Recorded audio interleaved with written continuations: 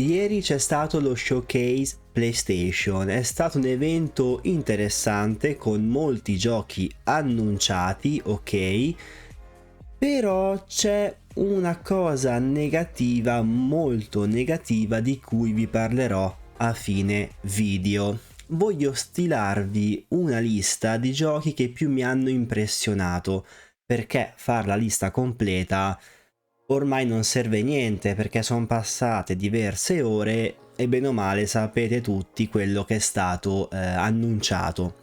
Allora io vorrei partire da questo Phantom Blade Zero, che sembra essere un titolo molto ispirato sulla falsa riga di come ambientazione alla Sekiro, con un gameplay secondo me molto tendente all'action, tipo Devil May Cry, così via. Però bisognerà capire come sarà questo gameplay, se sarà soddisfacente oppure no. Però a primo impatto, a primissimo impatto, mi sembra veramente un gran bel prodotto. E ne parleremo sicuramente, perché lo vorrò provare a tutti i costi. Mi ha stuzzicato e non poco, vi dico solamente questo.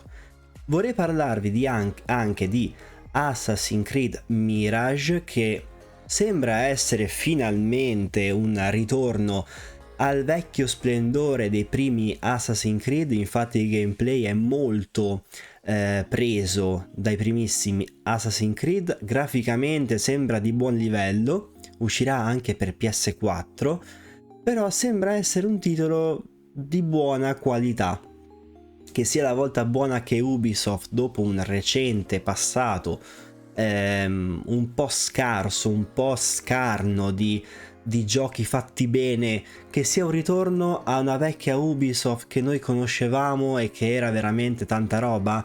Me lo auguro. Sta di fatto che questo nuovo Assassin's Creed finalmente torna a vestire i panni di un vero assassino e finalmente sembra essere un prodotto di alta qualità. Ma lo vedremo a breve, perché uscirà ad ottobre, non manca tantissimo ormai, quindi la curiosità verrà, verrà, speriamo, ricompensata alla data d'uscita.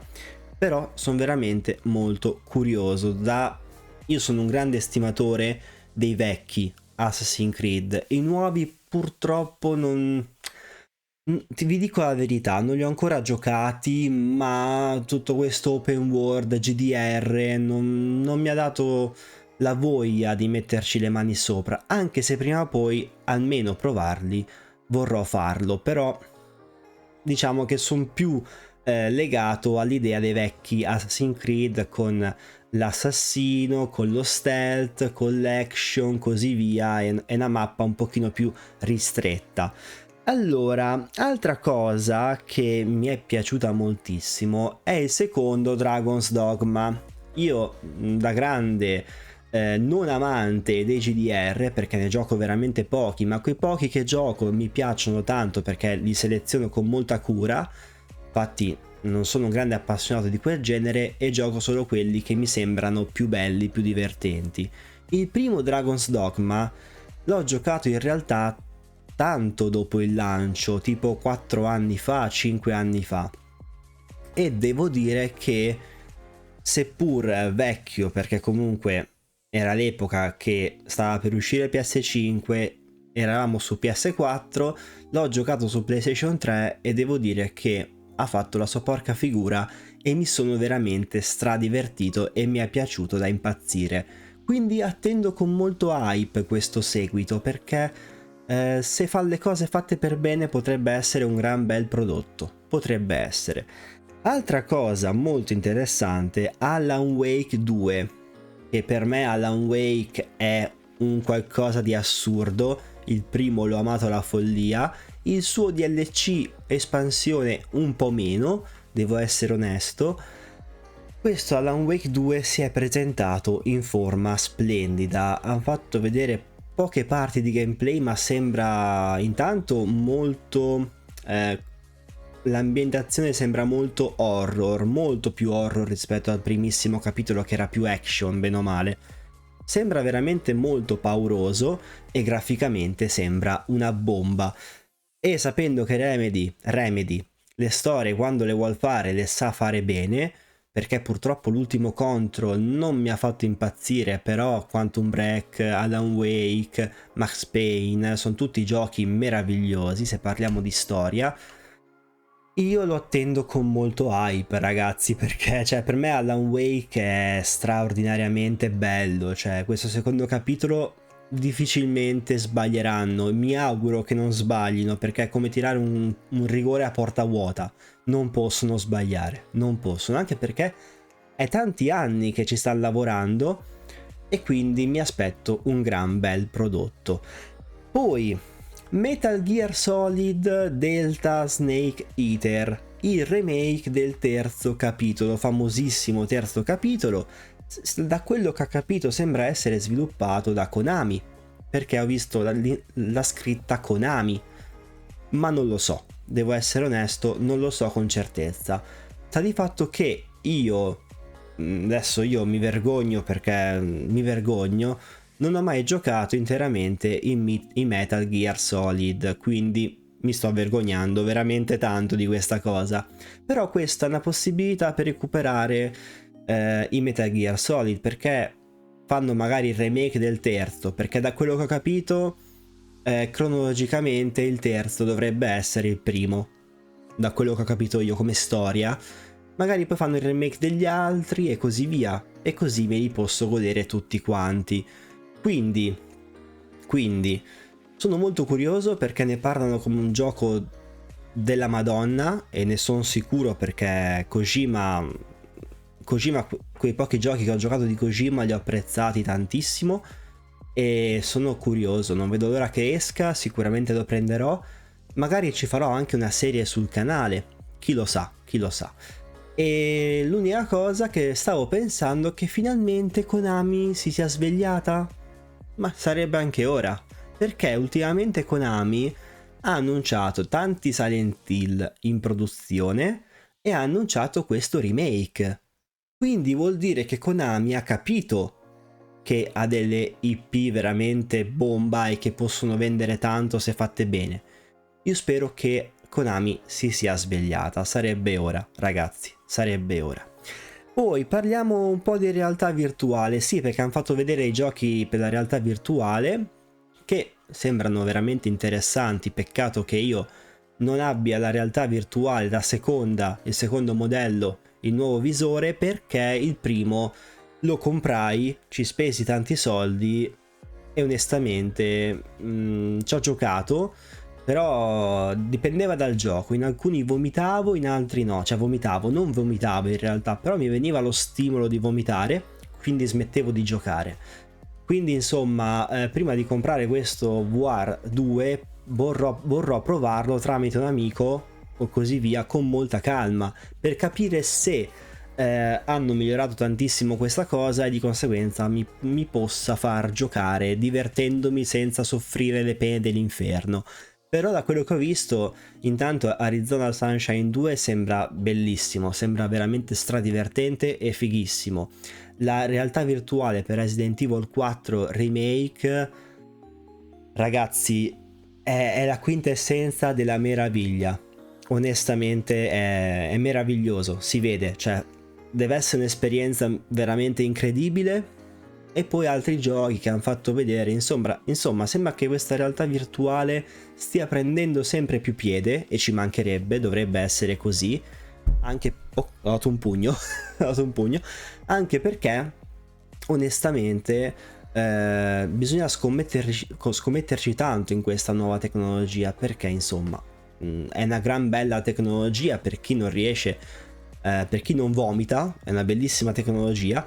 E appena proverò il secondo visore, magari vedrò se farà il caso mio oppure no. In caso di sì, probabilmente me lo recupererò. E poi ultime due chicche, anzi in realtà 4, scusate, ho sbagliato.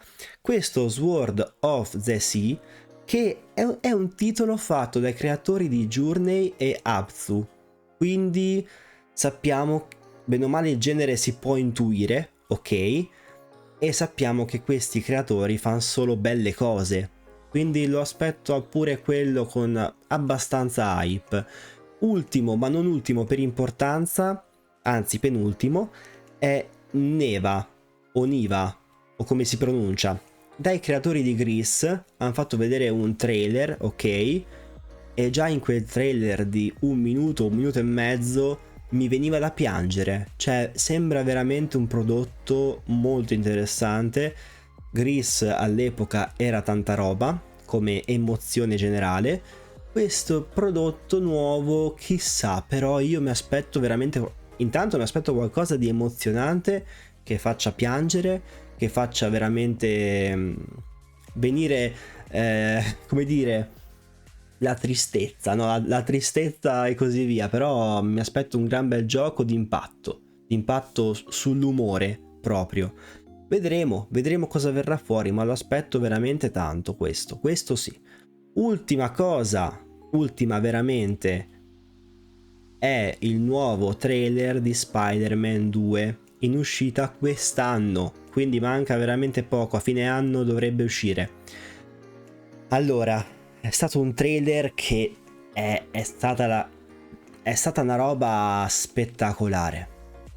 Un nuovo HUD, nuove abilità, la possibilità di impersonare sia Miles che Peter tramite scambi e così via. Il simbionte, ragazzi, cioè Peter sarà lo Spider-Man nero e Miles lo Spider-Man normale, che finalmente avrà imparato a usare i suoi poteri. Hanno fatto vedere questa, diciamo, boss fight, bene o male, e devo dire che a livello tecnico sono molto impressionato, ma molto impressionato. Hanno fatto vedere davvero tante belle cose. È un prodotto che secondo me, non dico che sarà un capolavoro, anzi ci scommetto che sarà un capolavoro, però se non dovrebbe essere un capolavoro sarà un grandissimo gioco, un must have per i possessori di PlayStation 5, un must have. Cioè ho visto robe veramente bellissime, incredibili, quindi qui in questo caso tanta roba. Prima della cosa negativa, a mio parere, voglio parlarvi di questo PlayStation Q, che praticamente è un tablet, ok, col pad, cioè voi avete un tablet in mezzo e il pad ai lati, no? E potete giocarci in cloud, cosa molto interessante. Infatti ci farò un pensierino, magari non vuoi attaccare la console o sei in giro, puoi giocarci con quello in cloud. Quindi una buona cosa, non mi ha entusiasmato come dire wow, però sembra una Switch, onestamente sembra una Switch, però poi vedremo altre informazioni più avanti, vedremo quando uscirà, perché non ho ben capito quando uscirà, però sta di fatto che potrebbe essere interessante, tipo non so, magari mi metto a letto, mi metto lì, gioco un po' e poi mi addormento, queste cose qua, tipo da usare come console secondaria. Prima di addormentarmi mi metto lì nel letto, gioco un pochettino, se sono troppo stanco che non ho voglia di accendere la TV, mi gioco lì. Però boh, non sembra male come idea, non sembra affatto male. Poi questa cosa del cloud ci sta. Però parliamo del punto più negativo della conferenza, secondo me, ok? Secondo me, punto molto negativo, che fa scendere il mio voto, perché se dovessi dare un voto a questa conferenza, al netto di tutto, darei un 6,5, 6,5, sì, 6,5/7 massimo. Ma il punto più negativo di tutti è che tutti questi giochi che ho appena detto, ragazzi, la maggior parte sono multipiattaforma. Quindi arriveranno anche su PC, anche su Xbox. Il problema di questa conferenza doveva far vedere il futuro di PlayStation, ok? E hanno fatto vedere la maggior parte giochi multipiattaforma. E per me è una cosa insensata. Cioè, ok, va bene, cioè per carità, va bene.